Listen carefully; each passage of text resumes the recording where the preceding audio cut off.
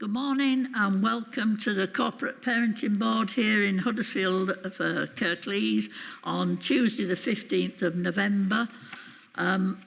Membership of the board, what apologies have we got as such? Apologies received from Tom Brailsford, Keith Fielding and Stuart Hahn. Thank you, Chair. Thank you. And members of the board, do you want to introduce yourselves? We have some members joining us from home because of conflicting meetings, but we'll start with Elizabeth here.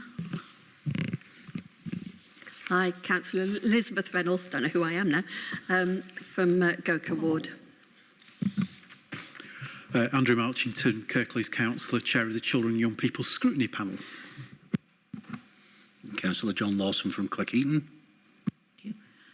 We can take Richard, do you want to introduce yourself? Morning all, Councillor Richard Smith, Kirkburton Ward. And Karen? Good morning everyone, I'm Karen Allison, I'm a Newsham Ward Councillor.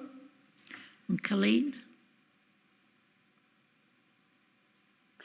I'm Colleen Kenworthy, foster carer and chair of Kirklees Fostering Network that supports foster carers.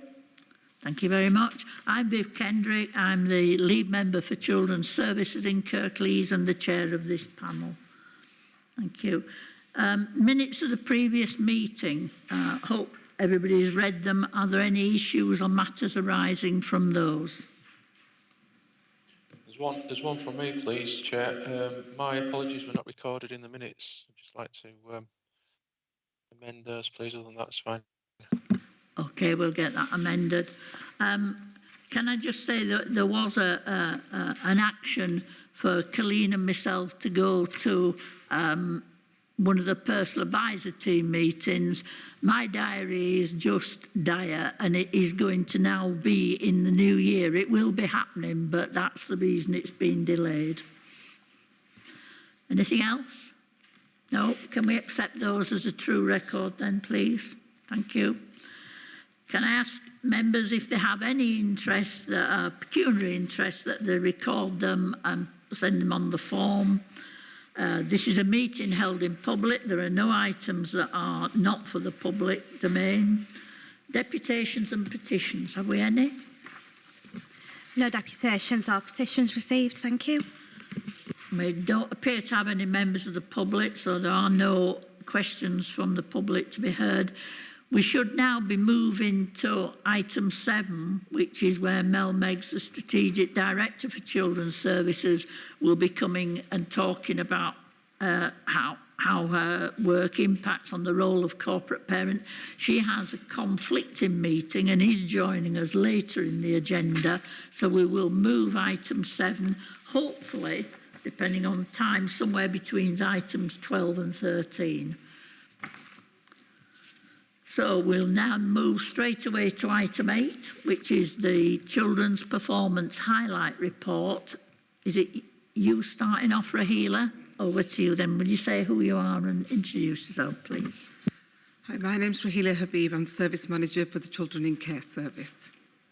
So just looking at the highlights, really just to talk about the decreasing trend or the fluctuating trend of the number of children that are coming into care, and that from August, where it was 607, we've gone now up to 621, but it is a continuing fluctuation, and I think we need to continue to note that the work that's going on with regards to reunification and progressing our young people who are in connected carers placements to special guardianship, and also when proceedings are coming to an end, we're looking at the robust work that's gone into the plans that have taken place, therefore ending on in no order or a lesser order than a care order. So that contributes to the work that is evidence that Kirklees are doing with the young people and families that we are looking after. So that's also something to note as well. We have had 3 further SGOs made in September, and this piece of work is got some speed on it now, really, with working with families and supervising social workers, as well as allocated social workers working closely with carers to look at what is in the best interest of children. So it's on a monthly basis, monitored within the service as well, talking to the right people and getting carers the support that they require. So we hope to be able to work towards an increase in numbers there as well, which is in the best interest for our children. We also have within the performance report the increase of our unaccompanied young people that are coming to Kirklees. This has come through the National Transfer Scheme, and also those of us living in Kirklees are aware of the adult accommodation that was opened recently within Kirklees, which led to referrals coming to the Children's Services front door of adults saying that they were children, and therefore those referrals needed to take place. And that is a growing increase, as we will know from the news, on services within Kirklees, not just for the Children in Care service, but for health and education, to ensure that we're meeting the needs of our unaccompanied young people as well. Did you want to come in, Ophelia? Okay. Yeah, I just wanted to just add on to, just in relation to I think just to note an importance around special guardianship orders, and it is about keeping children connected and keeping children in the community, so that's really important just to note that. And also just to, I think it's really important to note that we do offer support both financially and physically in terms of that support. So we're not just leaving children without any support in relation to that. So there is a support plan in place that we enable and support the families so that they can stay in the communities, and then they don't no longer need to be looked after. So, and again, because a lot of the young people don't want social workers visiting, so it's really important. But these decisions are made because it's safe to make those decisions. So I think that's really important to for that to be noted. And again, just looking at the data, you can see in terms of the information, children continue to be looked after because it's really important. But, you know, we have a real strong emphasis around, and I always go back to the Children Act around children and keeping children at home within their families. So that is the ethos and the principles. And again, it's coming back to where it's safe to do so in relation to our children and young people. And you will see that there's an increase in our placement with parents, and that's not by design. That's clearly planned in relation to you know, again, children are wanting to go home, so it's really important that we have the infrastructure to support and facilitate children being placed at home, and again, getting the support so that we can move towards a discharge of their care order when, again, it's appropriate to do so. So just wanted to add that in relation to, just giving that overview in relation to the focus and the robust review that we have around our children and young people, and linking them back to families. I think that's really important. Thank you for that. Any questions or comments on this part of the performance report before we move on? Yeah, thank you for the report. I mean, it's really good to see that the number of children looked after in Kirklees seems to have stabilised at a lower level, you know, than the heights of two or 3 years ago. So that's good. I mean, given what Raheel has said about the numbers of unaccompanied children coming into the area, perhaps there's a slight downward trend. So it'd be interesting to monitor that over. That's probably a good position to be in over time if we're doing that. Thank you for the reassurances about, you know, those questions we've asked about why fewer children in Kirklees are looked after than potential other areas, and the emphasis on special guardianship orders, keeping, if not within family, you know, within close family setting, you know, with parents, you're keeping them within close family settings, which is really good. So I think we're, you know, those reassurances are over time, and it's not just questions being asked, you know, that seems to be repeated throughout. So I think, yeah, there is appreciation of why our figures, you know, the fewer, you know, we have the number of children looked after in the area, so there's reassurances over time. So thank you. Okay. I absolutely agree with you, Councillor Marchington, and I am well satisfied the work that's done with kinship carers and special guardianship orders. And if you add that and our looked after children numbers together, we're not different from our statistical neighbours, we're just doing it differently, and I think in a better way. One of the huge contributors, I think, that has assisted in some children not coming into care is some of the early support that the council's invested in. And I think all those different parts of the jigsaw, I think, give a robust result. Councillor Reynolds. I was just going to say, very much we treat the special guardianships as something completely separate. It would be nice to actually be able to compare the data sometime, maybe about learning outcomes, maybe about long-term outcomes, to prove our point, rather than to, just to make sure that we're doing the right thing. We know we are, but actually we've got real strength in that, and I think it would be quite valuable to have some kind of comparison with long-term effects. Thanks. Okay, an interesting point, and perhaps colleagues may be able to touch on that as we progress. It sort of moves us a bit easily on to the educational outcomes. But do you want to come in and make a comment on that, Ophelia, first? No, I'm just going to go on to the leaving care. So just to finish that up, and then I'll hand over to education, if that's okay, Chair. That's fine, thank you. Thank you. So just in relation to our care experienced young people, we are doing well. We're ensuring that they have a personal advisor allocated at 17, so you can see that we're at 97%. We'll continue to work on that, because I want it to be 100%. So in relation to that, because it's really important that we have a personal advisor allocated, because again, it's that early planning, building those relationships with our young people as well. And again, so it's adding value to our young people at an earlier stage. I think that's really important. You'll note that we've seen an increase in the percentage around our young people in education, employment and training.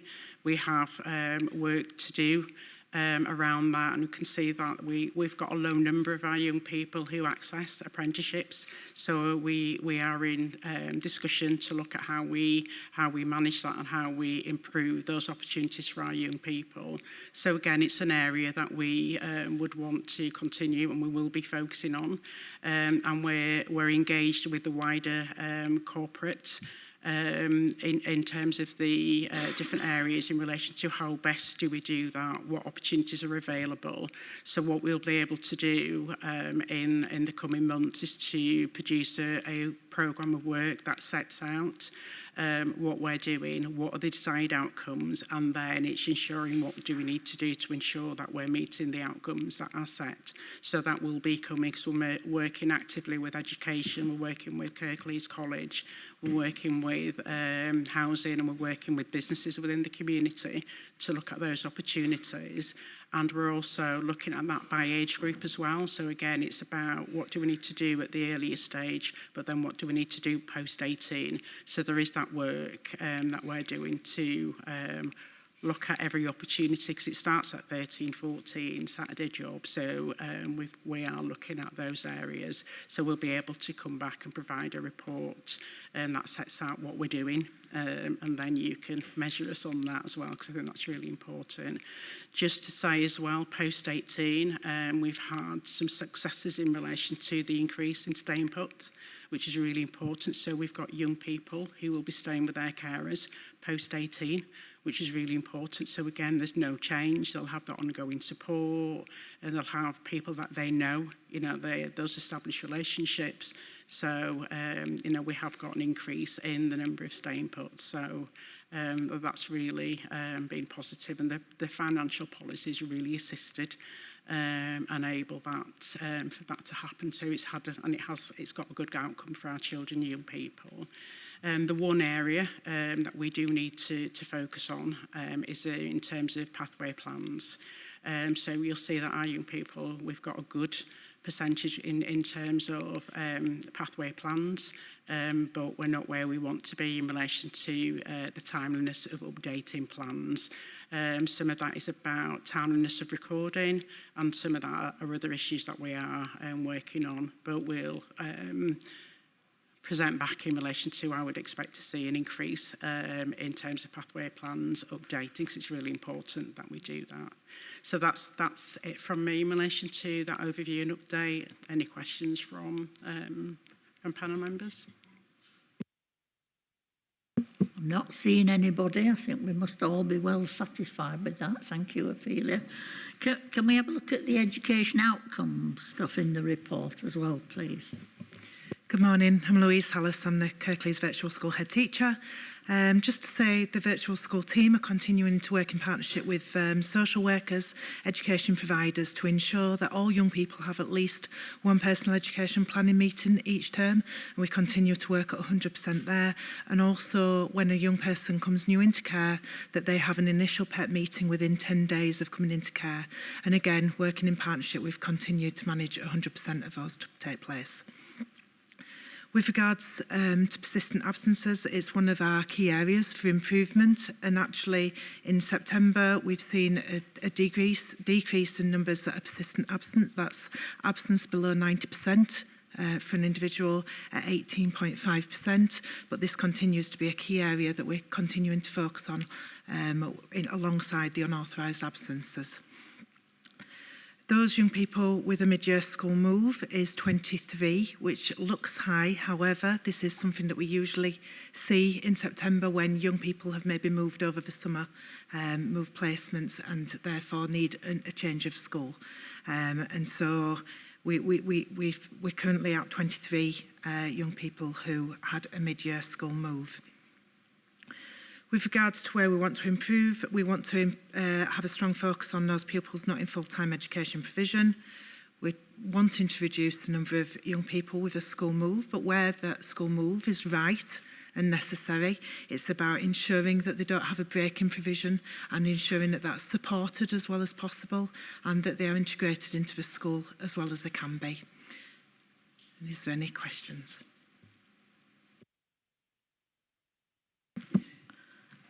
Councillor Lawson. Just a quick question about the persistent absences. We do have a good figure there.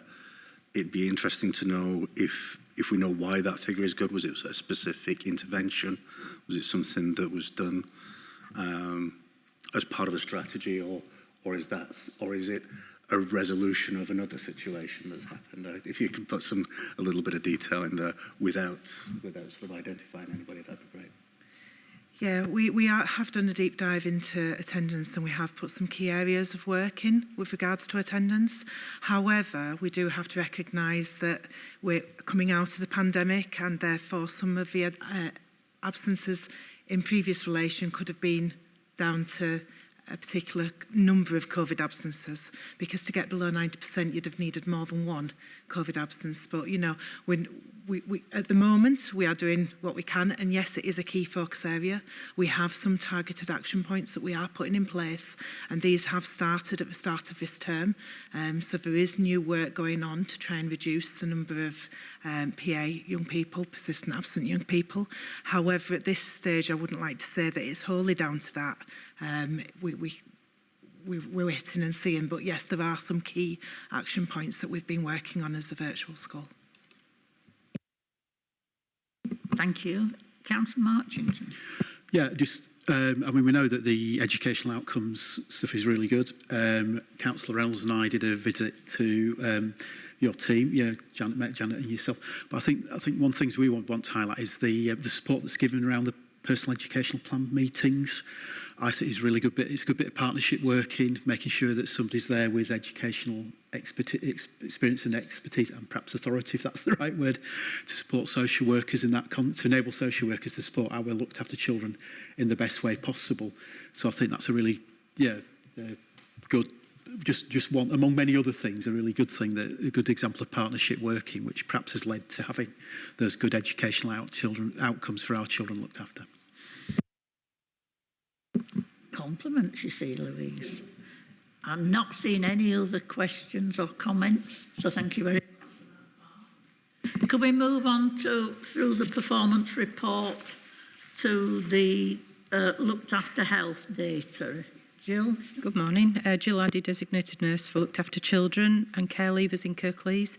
I just want to give assurance to the panel that actually all health assessments are completed with our children unless there's a reason that we're unable to engage them.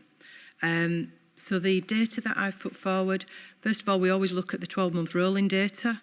For here, the initial health assessments, which shows that 80.5% were completed in the statutory 20 working day timescales. I always include the monthly data that comes from our child health department, and that for September is showing that we did 16 initial health assessments in the month and 100% were in timescales. These continue to be done using a hybrid model, and this is due to the hospital clinic attendance restrictions that are still in place. They were done, like we say, in 100% timescales, but that was we actually had to put extra clinics on to cover that, which has an impact on other tasks for the doctors and nurses who assist in those clinics. The review health assessments, the 12-month rolling data is still showing it very good for the under 5s and over 5-year-olds. The data for the month of September is showing that it's still quite good for the over 5s, but it's dropped somewhat for the over 5-year-olds. These are the review health assessments that take place either 6 monthly or annually, depending on the age. And part of that, we capture the breaches. And we know that there were 12 in-house breaches, 9 were for capacity, 2 for holiday and 1 was rearranged. And we are finding that other areas throughout the country are having a very similar picture, and we do communicate very closely with other authorities if they are also struggling to do them in timescales. So it's not something that's unusual for Kirklees. The business case has been delivered to senior managers in the local authority and Locala to request some additional nursing resources to mitigate the capacity issues, and this is ongoing. The dental checks, these are, first of all, we just look at attended in the last 12 months. The Kirklees 12-month rolling shows that 61.6% of children age 1 and above, at the point of their RHA, because this is where we collect the data, had attended the dentist. However, when we look at what's happening in September through the Child Health Department, we see that 91 and 97% of children aged under 5 and over 5 had attended the dentist at the point of their RHA. This is well above the Kirklees general average for the general population and well above the England average as well. Registered with a dentist, the Locala data shows that 93 and 100% of children aged 18 months to 4 years and then 5 years plus respectively at the point of their RHA were registered with a dentist. This is because we've been using the flexible commissioning project that I mentioned before. That is moving on, and I do know that there's more dental practices coming on board with that, but it does involve training of those staff in practices. The only reason we come up with an issue there is if the champion within that practice has moved roles, moved jobs, and then we have to wait for another one to be trained up. But generally speaking, it's been working really well, and I'm on the Oral Health Advisory Group to promote the needs of vulnerable children. The substance misuse, that's showing that 6 young people, that's 1.26% of our eligible young people that can be included due to their age, have been using substances that have an impact on their daily life.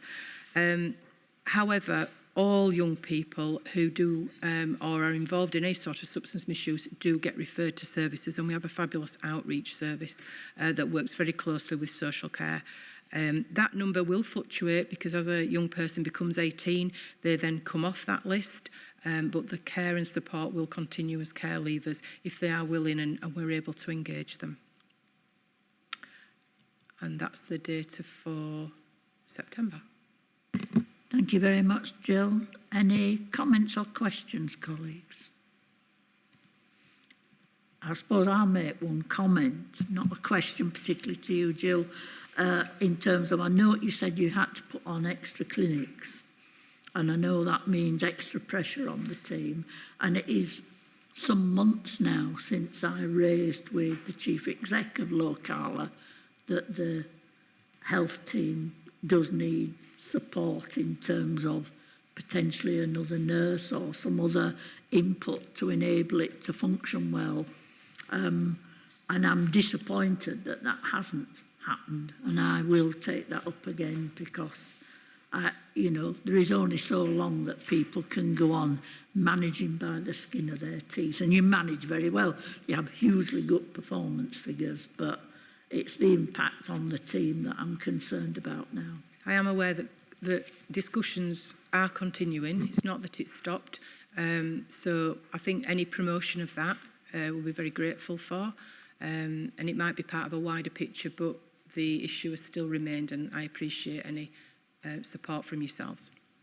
Yeah, and I understand these things can take time, but actually there needs to be, I think, some action and some input now. Thank you. So I will raise that. Thank you. Any other questions? No? Okay. I'm just wandering through the report, and Ophelia's already talked about care leavers. I don't know if anybody here can talk about or answer any questions on the children who looked after convictions or adoption. Fostering is one of the things that interests me as well, Ophelia. No, just in terms of the adoption, there is a specific focus at that on the next board that's scheduled for January, so any discussions could take place then in relation to the information presented around adoption. Thank you for that. I don't know if there are any particular questions or queries about the fostering information in the report. Anybody? I'm not seeing anybody. And no particular points that you want to make as such? No. Right. Thank you very much then for all the contributors to that report. I hope that the board is happy to accept the report and note its details. So if we could move on, therefore, to item 9, the Kirklees looked after annual health report. Giladi, it's you again. Back to me again. This report, just for the timescale, is from April 21 round to March 22. It's quite an extensive report, so I'm literally going to give you the summary and just a few data facts because the rest of it is there for you. It's in a very similar format to usual, very clearly set out in the contents if you just want to move to each item. But just as an overall picture, during 2021 to 22, the health team experienced resource challenges, as we've just mentioned, and as alternative methods of work were necessary, for example, the use of a hybrid approach in the initial health assessment clinic, which is telephone and face-to-face initial health assessments. This was to comply with the pandemic restrictions in clinics, and this situation continues. We still are only able to have so many clinic sessions and people within that clinic. In other areas of the work, there was a rise for demand in support for our team. This was related to an increase in the child health complexities, the numbers of unaccompanied asylum-seeking children, an increase in telephone and IT communication, and a rise in the involvement with children accommodated in Kirklees by other local authorities, and this is related to risk and vulnerability. The increased number of agencies using electronic child health record system, System 1, amplified the numbers of communications via tasks and the volume of information available to inform our assessments. The wealth of this material is an asset, but it's also added significantly to the time element in preparation for our assessments. A business case related to the team capacity and resource was submitted during that time for consideration and discussions, and we've just mentioned that is still ongoing. Completion of the review health assessments within statutory timescales continued to present a challenge at that time and continues now, but at the point there I did put a temporary measure for 6 months in place for our teams, and that was to complete review health assessments in the month they were due, rather than the exact date of the month, and that did result in several breaches, but I could explain why that was, and it did relieve the pressure. But come about February, March this year, I had to reintroduce the statutory guidelines so that we did know where we were. To provide assurance of the focus of the work undertaken, an audit I did look at what was happening behind the reasons for breach, and that's in an appendix at the back, and that was in Q1 of 2022. and that illustrated that children and their families were at the heart of the planning, prioritising family, work, school and outside activities before timescales. That's the case still today. We try to go after school or when they haven't got other things on and fit round the carers, but that sometimes does have an impact in being able to do it by the exact date. Dental access had improved. That's from the COVID days when surgeries were closed. And again, that's been supported by the flexible commissioning that we mentioned. The immunisation rates across all ages have remained excellent. That's thanks to the immunisation teams and GP surgeries, which really focus on getting children and young people immunised. The strength and difficulties questionnaires, we've still struggled to get those returned to us. It is quite a time-consuming task to ask people to do, but it's the one statutory item that we have to send out to carers to complete for us.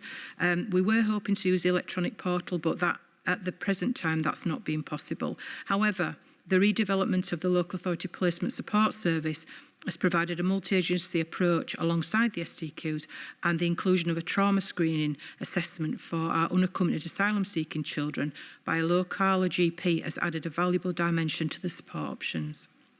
The Ages and Stages Social and Emotional Questionnaire has continued to provide a resource.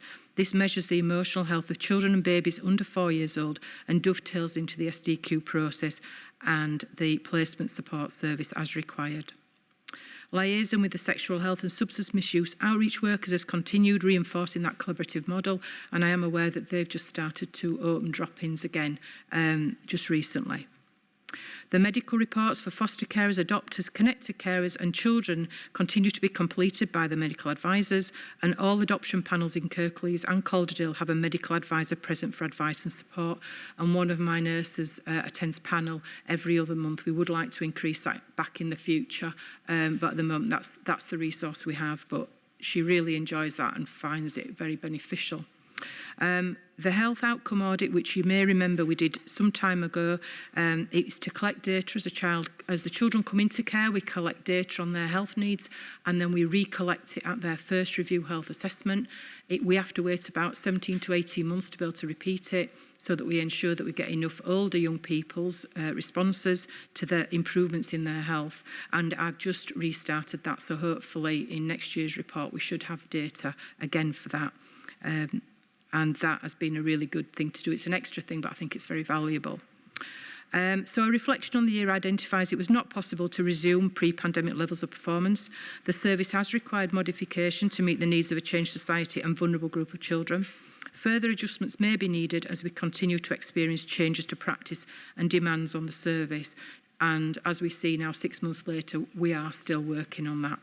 The relationship with Calderdale and Huddersfield Foundation Trust safeguarding teams has improved significantly, and that is due to us working really closely together to do with not just Kirklees looked after children and care leavers, but also other people's, from other authorities, children who are living in Kirklees who went to A&E with risk and vulnerability issues. We've really improved our links there and communicate very closely, and then we communicate with the children's homes and residential placements in Kirklees to ensure and assure ourselves that they have got things in place to keep those children as safe as possible.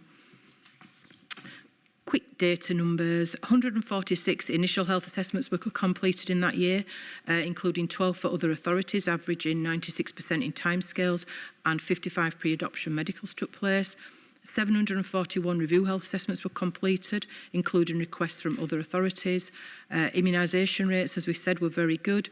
The most common outstanding immunisations are the teenage boosters, which is diphtheria, tetanus and polio, and meningitis ACWY. That's as in other years, but still it remains very good. The trauma screening project for unaccompanied asylum-seeking children and care leavers, for that matter, is led by the experienced local GP based up at the White House.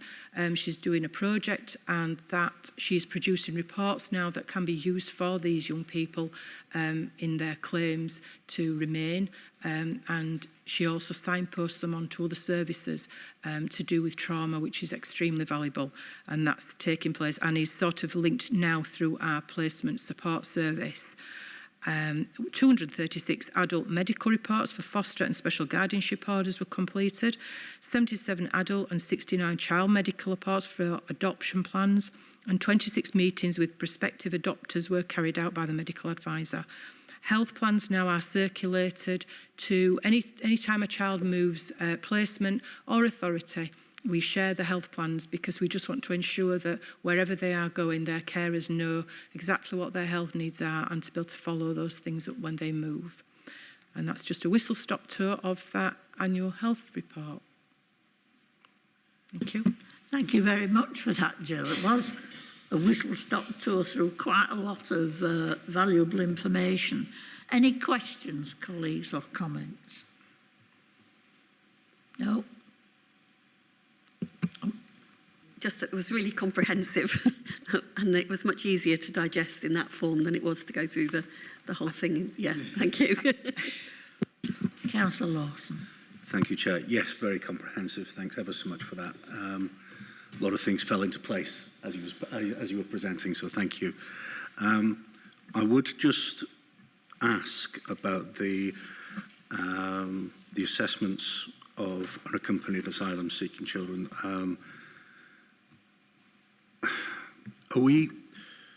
Let me try and frame this properly. It says we don't offer follow-up or therapy. Is that because of a lack of capacity, or is it because we think the job can be done best elsewhere? And if it can be done best elsewhere, what kind of waiting times are we looking for that kind of follow-up? Yeah, the follow-up work really for these children, young people is not necessarily available. There are agencies like Solace, for example, but they potentially will be overworked at the moment. The more of these young people we get, the GP who does this work doesn't have the capacity to actually do any further work, but her identification of these young people's needs is really key, because then we've got something to work with and we can refer on. So I think there is a shortage probably of this specialist work, and it probably would need commissioning at some point. But it does go, these referrals go through the placement support service. So it's very much picked up with our wellbeing team that have been co-located for a long time. And it's taken forward through those practitioners there as to what and if there's something available for those young people. I think the more of these young people we come through, that come through our service, it probably is something that needs really looking at what we can provide.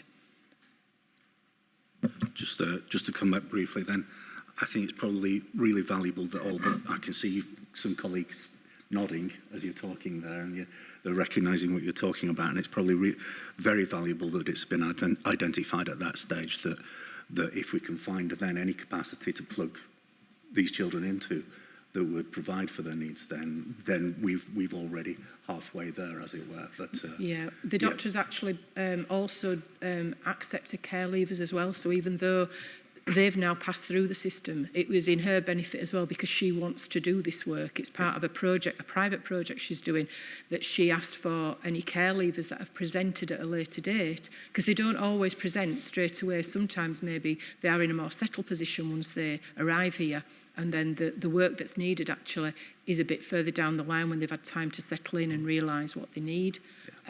So she's actually doing these reports for our care leavers as well, which has been great. Excellent. And that's really good to know that work's happening now, and thanks for the detail. Thank you. Thank you very much for that, Jo. Thank you. Can we move therefore then, having accepted that and noted that report, can we move therefore to item 10 please, which is the virtual school head teachers report, please. Thank you very much. Okay, this is a summary of the head teacher's report for Kirklees Virtual School for last academic year, so for 2021 to 22. Kirklees Virtual School has started working with 2-year-olds, so we now offer a service for 2 to 18-year-olds and up to the end of year 13 for those that agree to continue working with us where they have turned 18. I'm going to skip over to the self-evaluation, and we see ourselves as good overall with some outstanding features. So in the most recent national indicators, the Kirklees Virtual School is in quartile A for 5 of the indicators and quartile B for 1 of the indicators. We have a very experienced and effective team who work with all of our young people to monitor our education progress, which thankfully Councillor Marchington picked up earlier from your visit, to say that, you know, we have the team who do work and go to all of the personal education planning meetings and oversee the education of those young people. We collaborate well with other professionals, including social workers, designated teachers, carers, special educational needs and assessment and commissioning team, and educational psychologists to provide the best for our young people. We have robust systems and processes which provide accurate data for our young people, which is used to improve practice and delivery in the virtual school. The majority of our children in care access free early education provision and are placed in good or outstanding providers in the majority of cases. Year 1 phonics screening is above the national average for children and young people in care in 2022. That also is the case with the percentage of Key Stage 1 pupils reaching the expected or higher standard for reading, writing and maths, and reading and writing combined, which is above the national average for children and young people in care. And we've seen improvements in Key Stage 2 results in 2022, where at the moment the figures are showing that the national averages for reading, writing and maths individually, we are actually above those, and we are just below for the combined in Key Stage 2. So that's a significant improvement for Key Stage 2 results for Kirklees. The last fully reported results for young people taking GCSEs were the highest ever, and above that for children and young people in care nationally. In 2022, we are above the 2019 national CLA data, but we don't have the fully validated results yet for national comparisons. And we go back to the 2019 because they're the last SAT GCSE examinations where children went into the hall to sit their GCSE exams. We have really good progress from previous key stages, so we monitor young people's progress from key stage to key stage, and the majority of young people make good progress on their previous results. Post-16 participation remains strong for our young people. There continues to be no permanent exclusion of a child or young person in care. We use an electronic PEP system which enables all professionals to be able to have access to the system and provides us with an ability to use quality control and quality assurance for every single personal education planning meeting.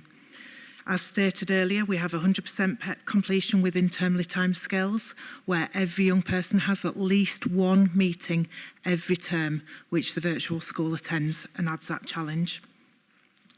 Initial PEP completion was up to 98% from 97% in the previous year. That's within the 10 working days. The virtual school team managers oversee school changes to make sure that the young people are in a school that is Ofsted rated at least good.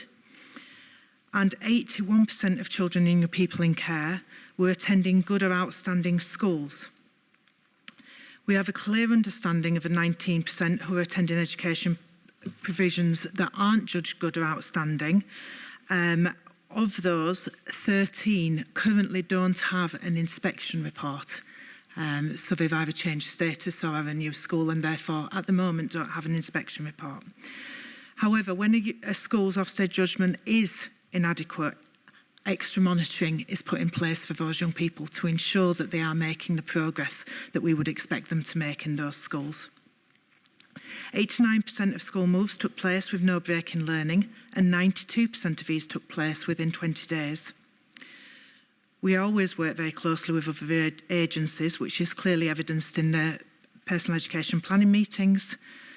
We commission multi-agency support, working across different areas, particularly a lot of support from the Educational Psychology Service, and we've actually had some nationally recognised work with schools through the Timpson project. Additional resources also commissioned for the Children's Emotional Wellbeing Service, which enhances the offer to children and young people in care. We've commissioned also work from the Kirklees Early Years Outcomes team to work around the START programme and the 50 things to do before you're 5. We've developed our structure in the virtual school because we realised that those young people with special educational needs were we could improve the service that we're offering those, and therefore we now have a SEND manager who is concentrating on those young people and improving the challenge for those schools where they have those young people.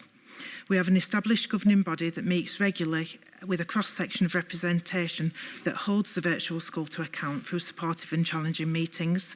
Regular analysis and reporting of data is presented to the group, which provides discussion points, further scrutiny and challenge to the virtual school.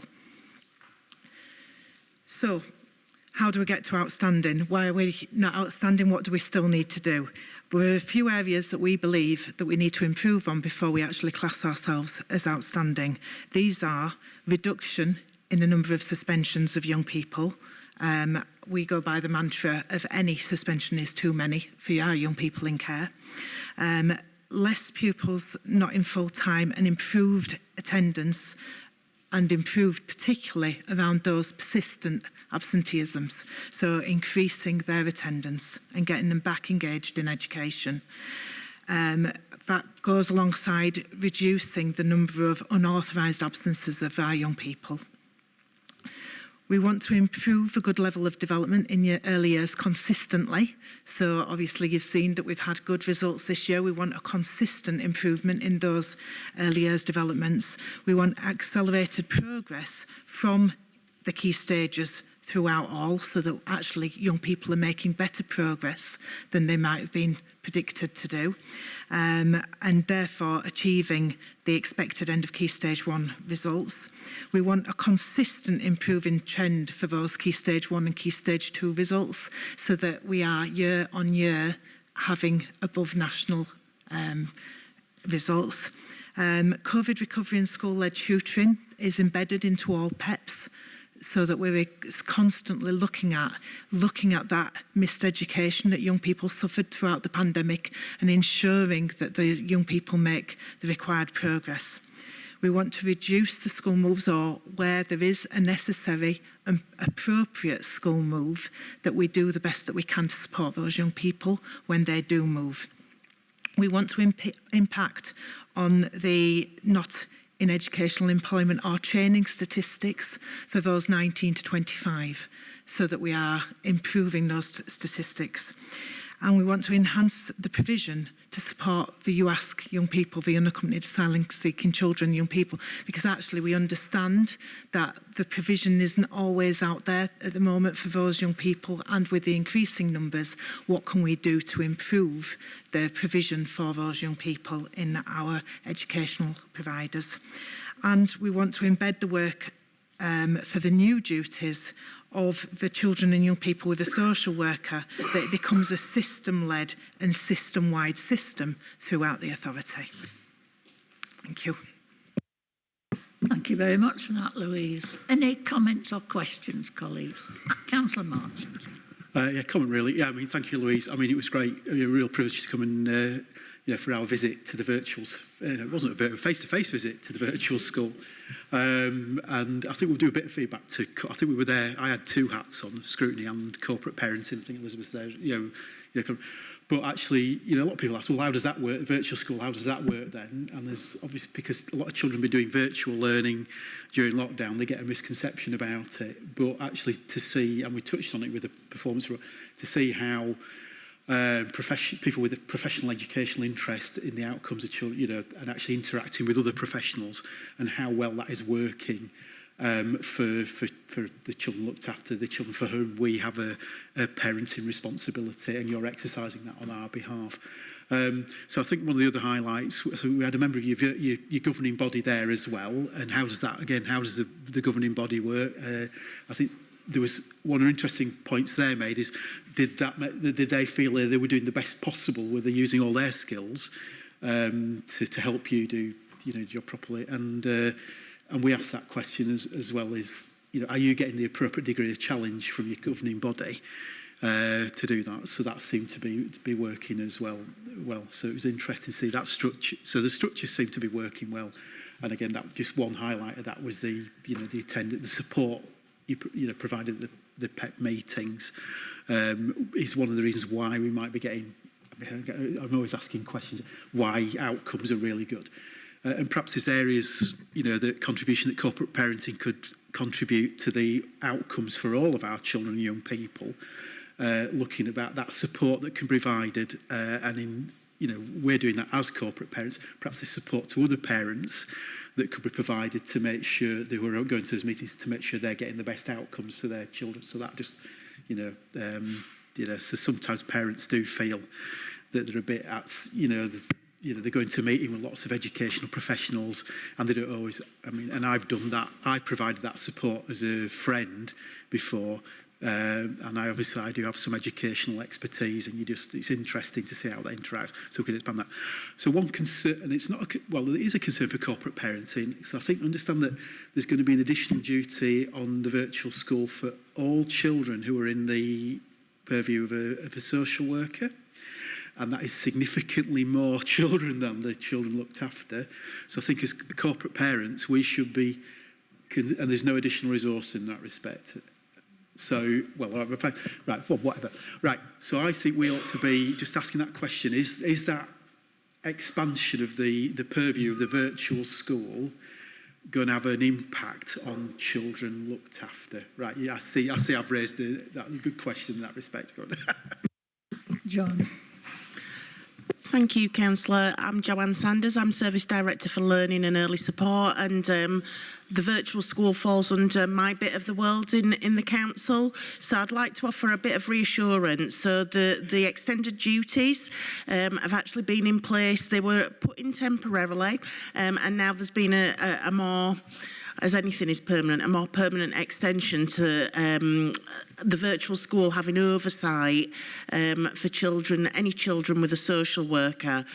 It isn't quite the same as those children that are looked after, but what we've done in Kirklees, I think we've been very fortunate. So Janet Tolley has taken on the role of executive head teacher, working alongside Louise as virtual school head, and she's working really closely with our social work teams with our designated teachers to raise the profile of any child with a social worker.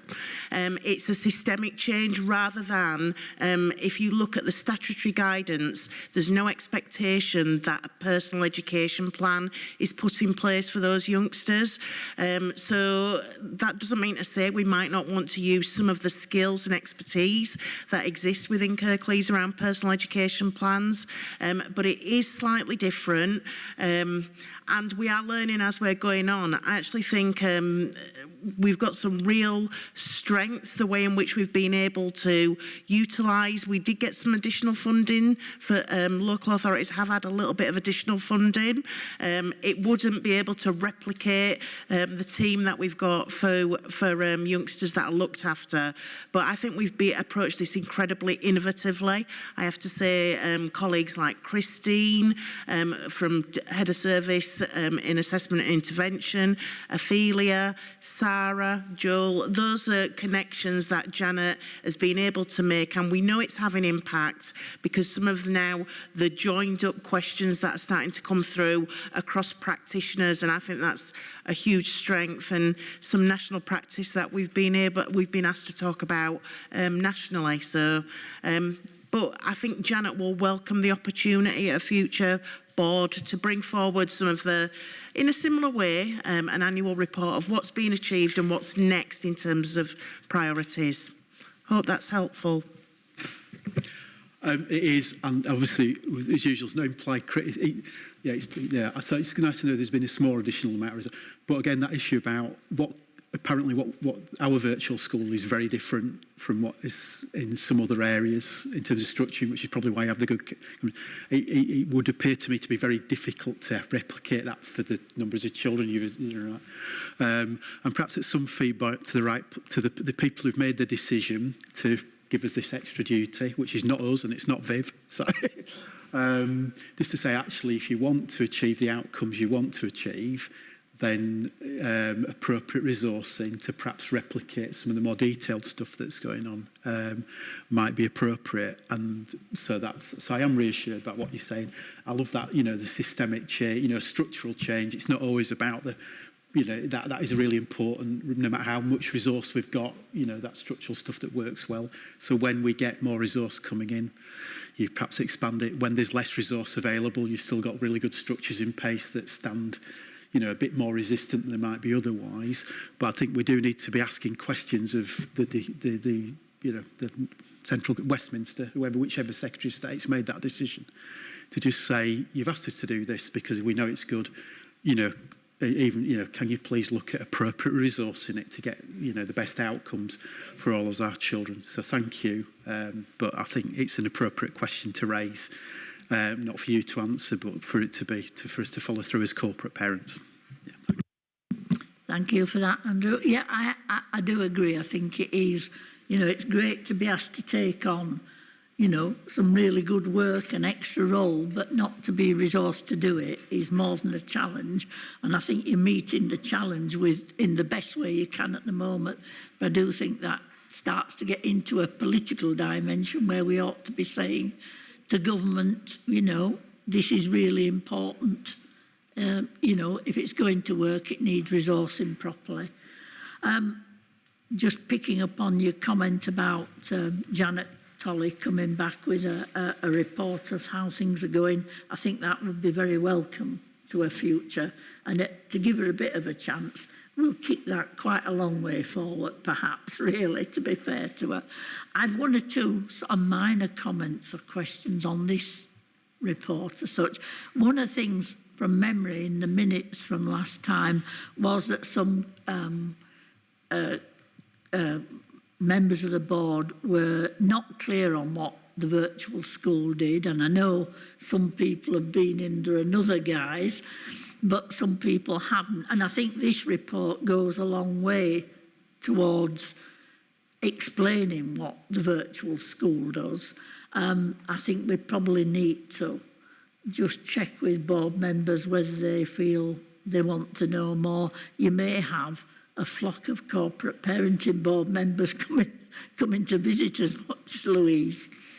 Yes, we did put the invite out, and obviously we had the attendance, but we're more than willing to do individual sessions if people did want to attend another session. Thank you very much. I have to say your report does help go a long way to explain a lot of things.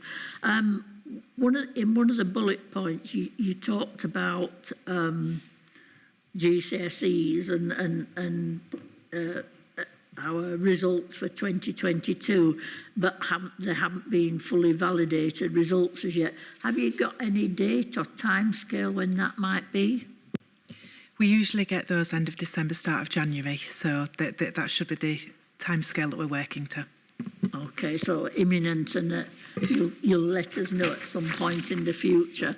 And the other comment I wanted to make was, I mean, it is heartening where a school requires improvement or is inadequate, that the virtual school spends a lot of time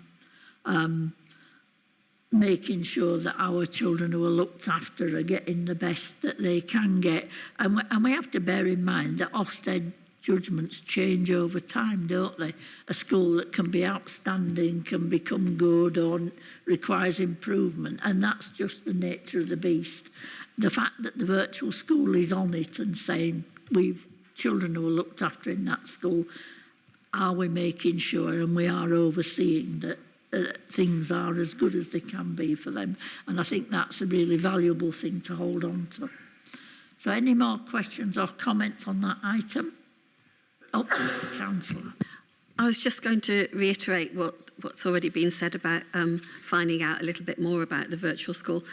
It was an extremely valuable use of time to sit down and listen to what's going on and to share contacts, to share ideas, as well as to get a really good understanding. So I would recommend it to all of us, really, to go. Thank you very much for that. Thank you, Louise. It looks like you're firing on all cylinders here. Thank you. So if we could move on then, please. If I get to the front of the agenda, I do believe we have a presentation about children's voice, participation and corporate parents. This really is, we've tried all sorts of ways to have participation of young people at this board, but our timing isn't really appropriate for most young people. And I know Anna Gledhill and Chrissy Podgorski have been thinking about what we could do better. And we've got a bit of presentation here to help us have some thoughts on that. So who's going to lead off? Over to you. Thank you. Morning. My name's Chrissy Podgorski. I'm manager of the Children's Rights Team. So I last attended the board to present our annual report. And following from this, I'd like to offer some suggestions as to how children and young people's voices and participation can be a stronger feature within the corporate parenting board and key priorities. So I've got a brief presentation to share with you. So for those that are not already aware, the Children's Rights Team's got 3 main functions, and we offer advocacy, advice and representation to all children and young people who are looked after by the local authority and care leavers. We also coordinate the Independent Visitor Scheme, and the scheme provides independent adult volunteers who befriend children and young people, and they spend time with them on a one-to-one basis and do activities with them. We also facilitate and run the Children in Care Council and the Care Leavers Forum. And the group's aim is to enable children and young people who are looked after and care leavers to come together to work on projects and to influence service delivery. So throughout the year, the groups have already been involved in they've had the opportunity to meet senior managers, and this might involve focusing on a specific issue, or the sessions may be more young person led. They've had consultation on the new financial policy, the commitment to care leavers and the staying put policy, and consultation on children's complaints literature. Okay, so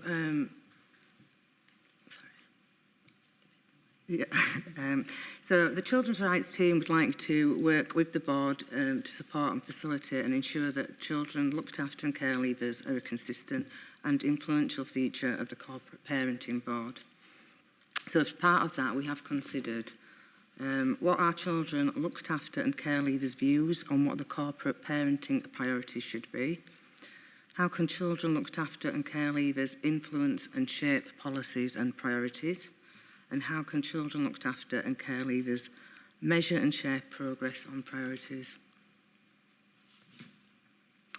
So I am aware that the Children Care Council and Care Leavers Forum have recently been involved in influence and shaping the new corporate parenting strategy, and that's been through consultation with service managers attending the groups.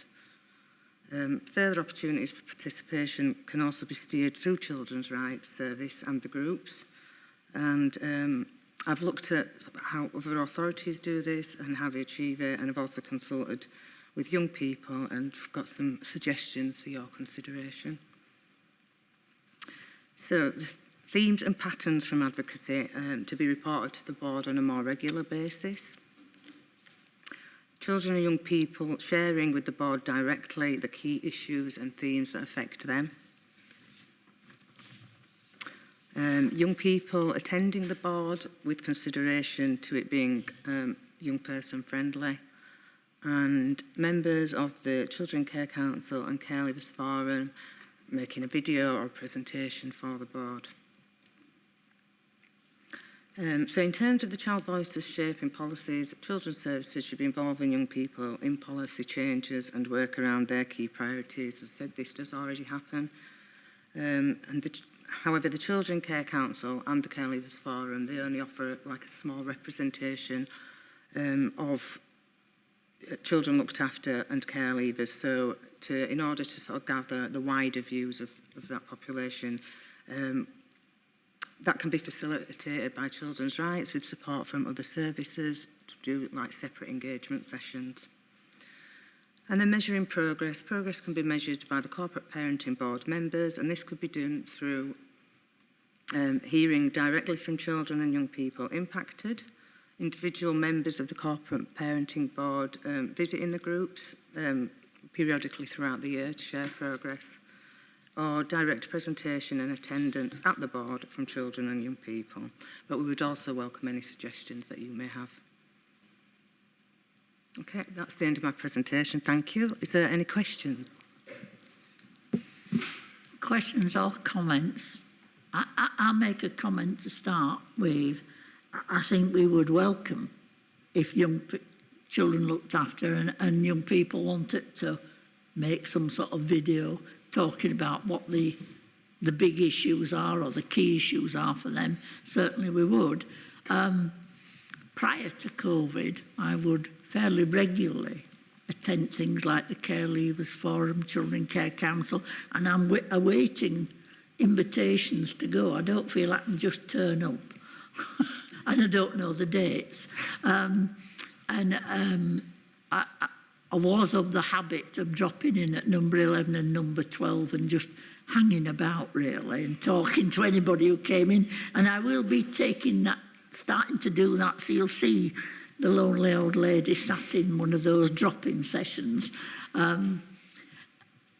So I wonder whether colleagues have any thoughts about, I don't think we can do it all the time, but perhaps once or twice a year we alter the timing of corporate parenting, perhaps post-school, early evening, with an invite to any children who are looked after and care leavers to come along. And I mean, we try and make it as least boring as we can. Some of the work we do can feel a little tedious at times, but I think we do good stuff.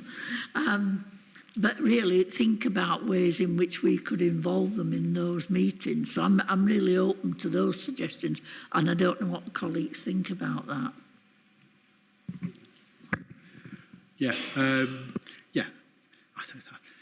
Our colleagues print wonderful reports and everything. I was thinking about that. I mean, given if they've been at school all day, then actually the coming to a corporate parenting board might be a bit of a highlight. So that me reflecting on it depends what they've been doing, don't they? I think reorganising the meeting a couple of times. So experience before where we did that when we had area committees and actually, meeting young children, young people in their environment. We've had 2 or 3 of those very successfully in the Colne Valley and the valleys. So we've been up to Shelley, we've done that post-school, Colne Valley, we'd been in and stuff like that. So I think that would work really well. And I agree with, setting the agenda so we can make sure they can comment on as much, in an appropriate way, and much of the stuff that we do and see what that's going. Don't underestimate, they've got some really good skills, children and people about questioning and all that sort of thing. So I think it's really worth doing. Any of the visits, I've got like holding appointments in my diary for various other things just so I can know when to drop in and developing a relationship so they know who you are. I think that's good to hear you're doing that, Viv, so that people know who you are and so they know who they can talk to. What we picked up with the formal inclusion of young people's voice, but because I know Dale O'Neill had picked that, it's gone from being a tick box exercise to being a really creative. Why do we need to listen to children and young people and how that can get better outcomes?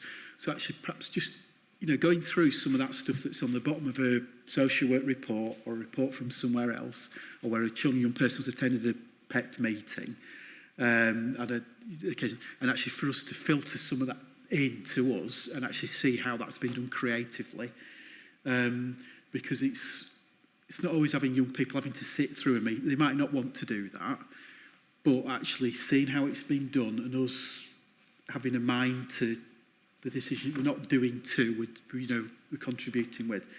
So supporting what Viv's saying, but also being able to filter some of the stuff, that good work that's coming in, and just acknowledging that that's happening. Children and young people are involved in interview panels for senior staff. So how often do we acknowledge that and actually acknowledge the quality of what they do in school? I've sort of facilitated, in primary schools, you know, interviews for heads, and they do just brilliant about so just acknowledging, you know, in a really positive way what they do. Children and people already do, and that's part of us acknowledging children using people's work without having to drag them down to the town hall. You know, and perhaps on occasionally they might want to do that. You know, a visit to the town hall to see what we're doing and for them to participate, you know, if they want to do that in an appropriate way. Fine. So, good.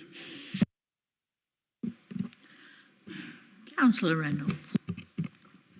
I was just going to say about them coming to a meeting, I think that would be really good, and if they would like to come and present something to us, I think that apart from anything else, it's really good skills building.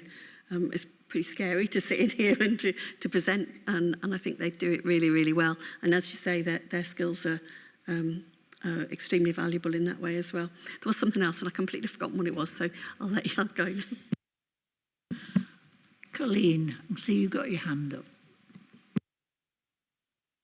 Yeah, I was just thinking total respect training is really, really good. And obviously there's looked after children there doing that.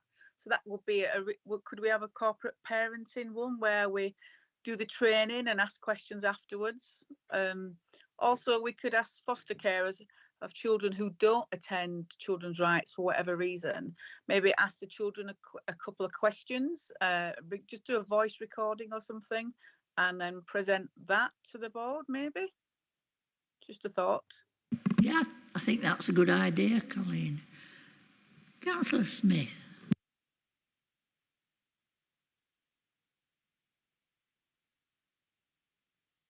You're on mute. Sorry, apologies. No, I just support the idea that's been mentioned previously by a couple of people about bringing children into this meeting. I think it's a really good idea. I'm not sure we might frighten them off by suggesting doing a presentation, but I certainly think that to hear their view, because we're quite, you know, we're all probably their parents' age or older, and you know, it's easy for us to think we know what's best for people, and obviously they're experts, and you know they work with young people, etc. But it's still nice to hear from them themselves what their actual experiences of these services, of these interactions, and all the things that we discuss. It'd be really good to hear their view of that. Probably, if I was looking back to how I was when I was a kid, I'd be terrified of coming to a council meeting and doing a presentation. So I think if we did it on an informal basis and just asked them to sort of chat with us rather than stand up and do something, but whatever. But I still think it's a really good idea. There appears to be quite a bit of enthusiasm from board members. I have to say, if children who are looked after and care leavers are likely to be coming along to ask board members questions, I'll be making the board sit along here and not leave me on my own, because I know they will ask searching and interesting questions, you know. So I suppose we haven't come to a great conclusion apart from we're very open to a video, and we'll come back to Councillor Lawson, a video idea, if that, a series of questions or statements shared around foster carers, as Colleen said, you know, to a lot of young people don't come along to these meetings. If they did come on a visit once or twice a year, I think we would have to feed them. Every time I've ever seen them, they always want to eat something and have a drink before becoming enthusiastically engaged. And I think that's something we should think about. But, you know, feedback from what you hear in children's rights also very useful. I know it's second-hand. We're very keen to have some direct contact as well, wherever possible. Councillor Lawson. Thank you. Yes, we're very, very enthusiastic about some of the things that have already been said. Is there an element sometimes of us being able to stress the importance of the children's voice to the children, so that when we do engage, when they do engage with us, we're asking the question, so what? You know, what next? Why? You know, why did we bother listening? Why did you bother telling us? And I think, I'm sure this already happens, but there's a kind of a, you said this, we did that type of thing to be followed, and it'd be just be interesting to know what that looks like, and to see if there's anything else we can do along those lines, even if it's a video of us lot to scare them away and saying, well, you know, we listened to what you were saying, and actually that was a really important point that you made. And so we've decided to do this, and whether that's kind of would just enhance that so what aspect of it. I think that's a really good suggestion. I like the idea as the board responding back with a video as well. I have to say, not only strong voices like the fostering network, but also care leavers and young people I've met certainly steered me in discussions with male and senior managers about the financial policy, about the staying put policy, because people who were experiencing this were saying, but this is difficult for me, or why don't you do X? And you sort of go, and why don't we? So the value of hearing that is just immense. Colleen, is that a new hand, or is it? It's a new one. Over to you then. Yeah, I was just wondering, I know councillors do clinics for consistency for the general public. Can't say that word today. I wondered whether we could have a slot with the counsellors so that maybe the foster carers and the children could come and talk to the counsellors direct as well. So you get a bit of a face on face if you wanted to. I just wondered whether that would be something a little bit different.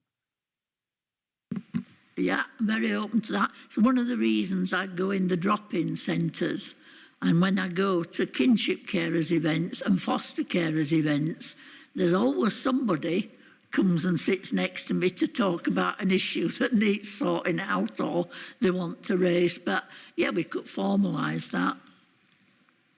There's another option. Yeah, and you've got the foster carer celebration this Friday. I know. I'm taking my notebook. Yes. I will take a big notebook. To be honest, this time, yeah, the morale of foster carers at the moment is quite low. There's a lot that's not been sorted. So yeah, I would take a big notebook. I look forward to that. The new managers, so that's good. Anna's really good. And Joel's coming on board from Leeds, so I'm hoping that we can do a lot of positive working very quickly in the next few months just to get morale back up to where it should be at the moment, and not as many placement breakdowns and children moving, because that's what we all want as carers, and to be supported. So yeah, that'd be lovely if you put a notebook. And if any counsellors coming on Friday?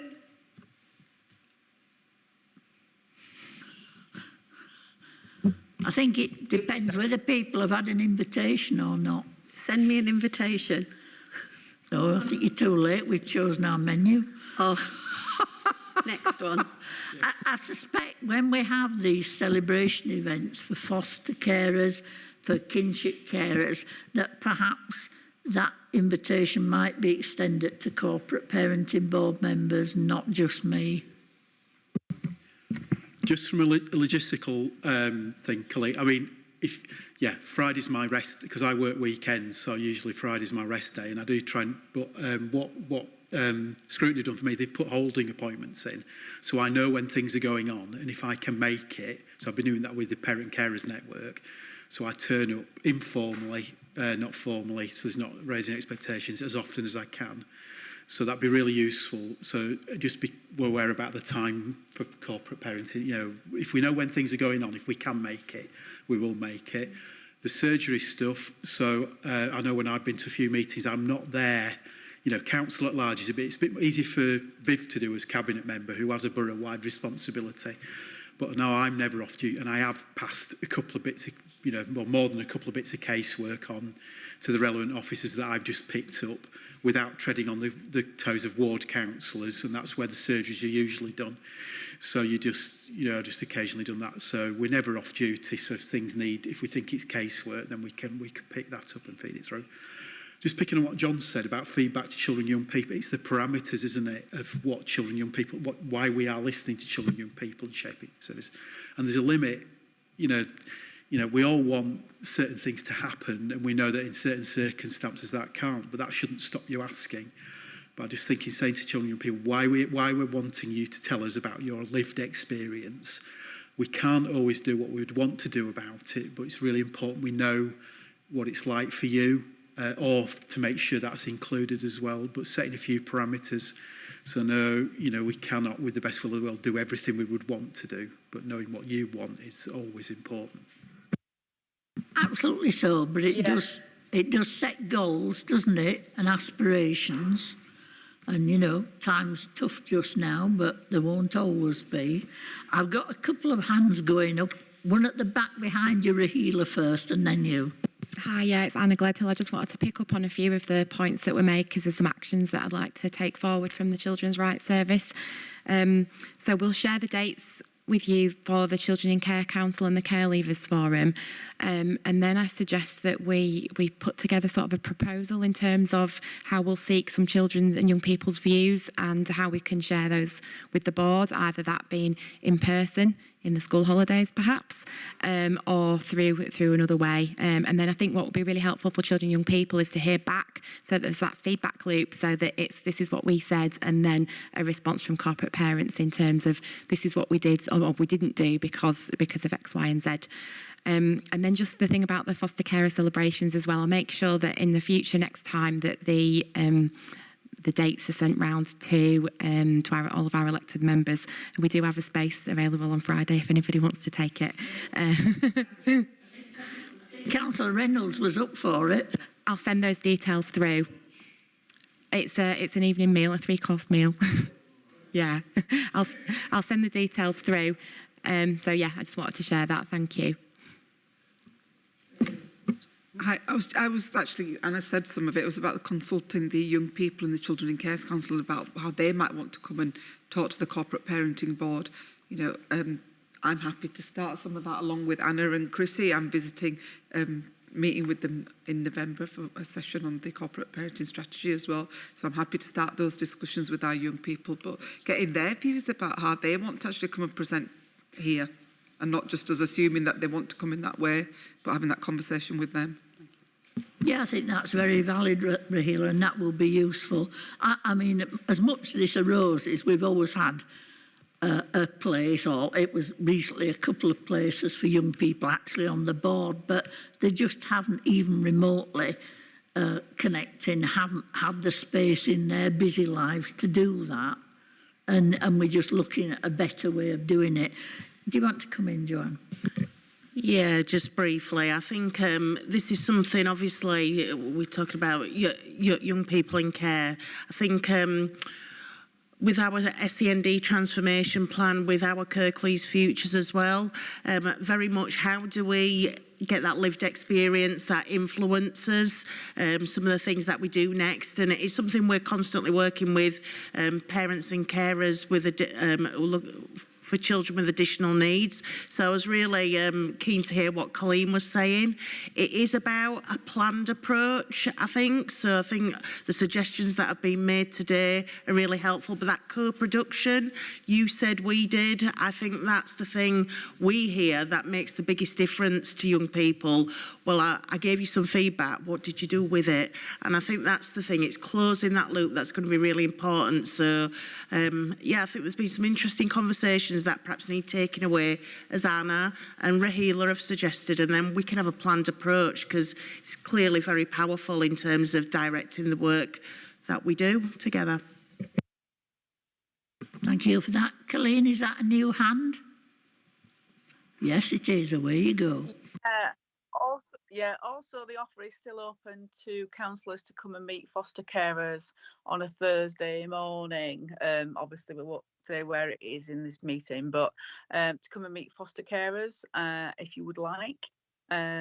So we'll forward that on to yourselves, the dates and times. If anybody would like to come, then that would be, foster carers have said that's okay for you to come and, you know, have a chit chat and just see how things are with them, and you know, if they can suggest anything for you, or, you know, there's some really good things going on in Kirklees, which is great to see, supporting carers. So it's, you know, to get a full overview of what our carers are feeling at the moment, if that's something you'd like to do. I think there are lots of nods and interest, and I certainly have made that commitment. I'm very happy to come. I just need dates and shoehorn them into the diary as such. Councillor Smith. No, just to respond to that point, I would love to do that. So if you send that through, Colleen, it's difficult for times with me sometimes, well, all the time to be fair, but I will try and select one of the dates, and I'd be really keen to do that. Thanks. Yeah, they are Thursday mornings, so that every Thursday morning, but we'll send you the location, the time, so if that's appropriate for anybody, then... Yeah, could you send those to Jodie, please, so she can make sure that board members receive them? Thank you. Yeah, no problem. Are we all happy with that? We've got a sort of plan of action full of numerous ideas, but it's good that there's an enthusiasm for that. So I'm really grateful for people's comments and as such. So thank you very much for that. Now we've got the virtual school governing body update, and Councillor Pattison isn't with us. Are you able to? Yeah. Okay, so we met just a couple of months ago. The head teacher's report was presented that you've seen today with some the detail behind that and the extra data behind that. It was followed by a deep dive analysis into the persistent absence and unauthorised absences. And action points were shared and agreed by the governing body. It was agreed that at the next governing body meeting that there'd be a presentation from the new SEND lead, so that they met the new SEND lead, but also to get an analysis report around those young people with SEND. The action plan would be brought to the meeting, and that there would be a new duties update with regards to those young people with a social worker. Thank you very much. Any more to add to that, or has anybody got any comments or questions? No, thank you very much. I have to tell you that we've had a message that Mel Meggs is not able to come and meet us. She's stuck in another meeting that is quite urgent, so we will move that to the next meeting perhaps then. So that takes us to item 13 on the agenda, updates from board members on interactions with services. I think you've already touched on some of. Is there anything else you want to add about what you've been up to?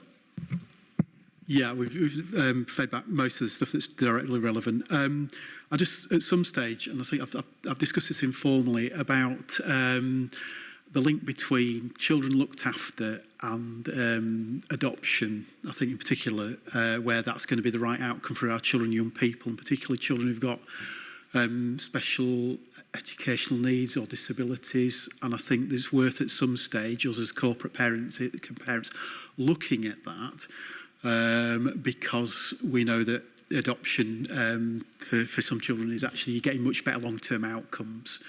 But it's but also it's about done with the appropriate degree of support. So that's, again, it's that one of those things that we've picked up. I picked up during one of my visits. At some case, if stage we could agenda that, Viv. And again, it's a long-term. So I don't think there's any rush for that, but just looking at that pathway. Okay. Okay, that's interesting feedback as such. We look to put something on the agenda plan. Anything else? Any other updates? I've got a shed load. I'll be very quick with them. On the 5th of October, I went to the Kinship Carers event at the Greenwood Centre in Ravensthorpe. Had a jolly time there. The mayor was there as well, and ended up with some casework from that. I think the 13th of October, I went to a Home Starts AGM in their new premises, and they seem to be going from strength to strength. And I also had an interview with someone from the LGA about the West Yorkshire scene in terms of Children's Improvement Board and Children's Social Care. On the 17th of October, I was at the Kirklees Together Partnership Board and also the Children and Young People's Partnership event, which had to leave one early and arrive at one late, so you sort of feel a bit. But there was some really interesting, particularly the Children and Young People's Partnership event. I thought some really interesting things coming out of that. The 19th of October, I attended the Kirklees Children's Safeguarding Partnership Board. The 20th of October was a lovely, lovely day. I went to Fairfield Special School and had the great honour and pleasure of awarding them their Democracy Friendly School Award, and this is the first special school in Kirklees that has achieved that award. And really, really interesting. They were very excited, and I have invited them back in the new year, and the Mayor has kindly agreed here to the Council Chamber, and we're going to have an event. I've forgotten the date, early February I think it is, where they're coming here. We'll provide some refreshments. The Mayor's going to be in his